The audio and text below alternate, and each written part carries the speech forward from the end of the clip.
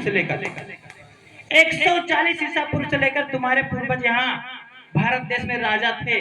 राजा प्रसेनजित से लेके वीर विक्रमादित्य, हर्षवर्धन राजा, बहुत सारे जो दिल्ली पर भी शासन के त्रिलोकचंद पासी राजा। अरे आपके बाराबंकी में इतने राजा हैं, जैसे देवा चले जो महाराजा देवामाती पासी, बाराबंकी को बसाने वाले महाराजा जस पासी, जैतपुर को बसाने वाले महाराजा सोहेलदेव पासी, उसका सोहेलपुर नाम था।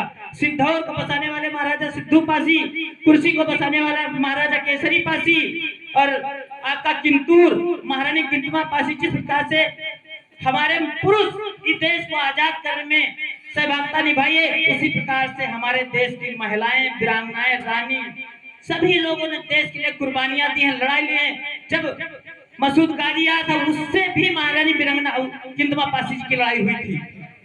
ऐसे आप कस्बा चौली चले जाइए, चौलिया पासी, अलियाबाद चले जाइए आप, जो अलियाबाद है आपका बाराबंकी में लगता है, जयपाल पासी। आगे चले रुदौली महाराजा रूपमल पासी, और चले तो मवई राजा मकई पासी, इधर और चले रहीमाबाद महाराजा बसरा पासी। अरे मैं गिनाते गिनाते थक जाऊंगा, समय भी नहीं रहेगा, इतने आपके पासी राजा थे। अन्य समाज से भी ज्यादा पासी राजा थे।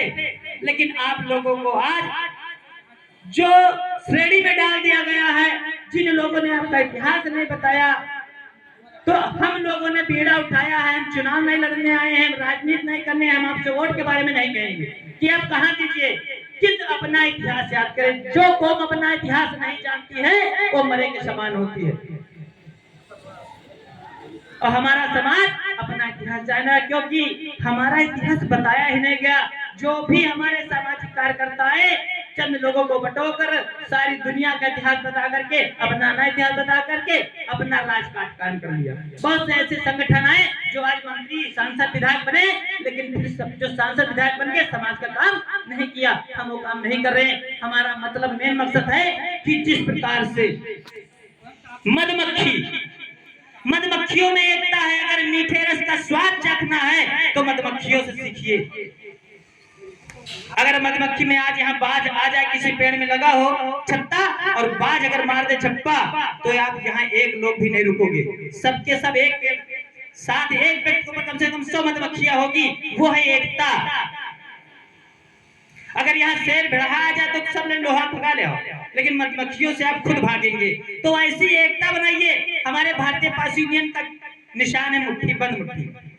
अगर ये उंगलियां अलग अलग हम करें तो कोई भी तोड़ सकता है, एक उंगली से हमारे चोट नहीं लगेगी।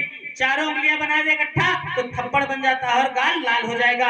अगर वही इनको हम बांध दे तो मारेंगे, शायद दांत बाहर आ जाए। तो ऐसी एकता में बनिए। अन्य कौम, अन्य जातियां एकता में बंधी हुई हैं, आज उनका शोषण नहीं हो रहा है। जो कौम एकता में नहीं बंधी, आज उसी का शोषण हो रहा है। हम अपने भाई से ईर्ष्या करते हैं, अपने पिता से ईर्ष्या करते हैं, यही तो कमियां हैं। आज हमारी जो दशा हुई इसी के कारण हुई। मैं बताता हूँ महाराजा गंगा बख्श रावत का इतिहास। भारत देश में जब अंग्रेज आए और अंग्रेज जब लखनऊ तक पहुंचे, उसके बाद अवध प्रांत इधर लगता है लखनऊ से, इस पर कब्जा करने के लिए उन्हें 1000 बार सोचा कि यहाँ कैसे कब्जा किया जाए और कौन सी कौम है जो हमें सामने आ जाती है और रोकती है।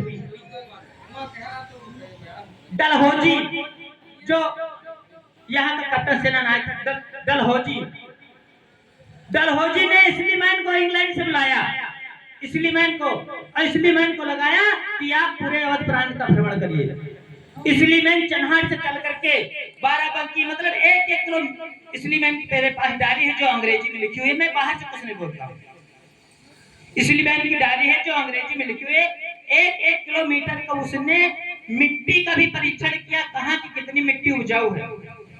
चनेर से लेकर के बाराबंकी से इधर चलता है बहराइच, सीतापुर, गोंडा, रायबरेली, बनारस तक जाता है। उधर से वापस आते हुए रायबरेली, हरदोई, हरदोई इधर पूरे अवध प्रांत का भ्रमण करता है।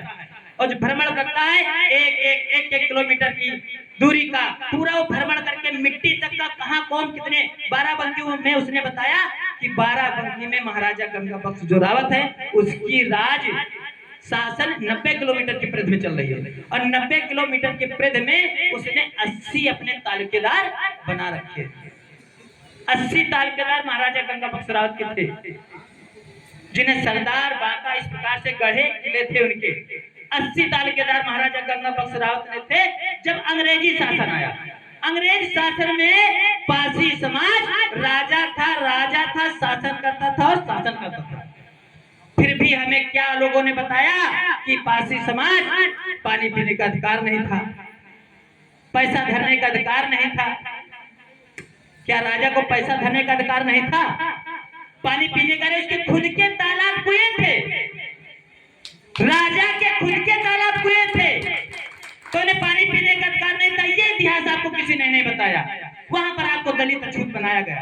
अरे जब शूद्रों के गले में हांडी और पीछे झाड़ू बांधा जाता था तब पासियों के कमर में तलवार लटकती थी।